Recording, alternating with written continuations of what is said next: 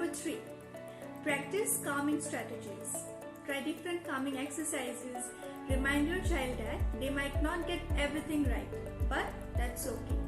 Prepare a plan for what can be done if they don't know an answer. Do some mock practices before the exams with these strategies. Number 4. Find your child's learning style.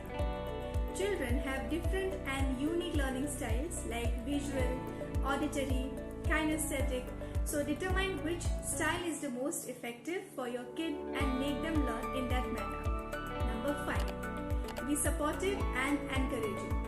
Acknowledge your child's feelings. Use positive statements such as you have practiced a lot and worked very hard. You might know a lot of answers and get a higher score than you were expecting. So try these tips to help your child cope with that anxiety and exam stress, and also to make a huge difference in their lives. Thank you so much for watching the video. Don't forget to subscribe for more such tips and tricks. Happy learning!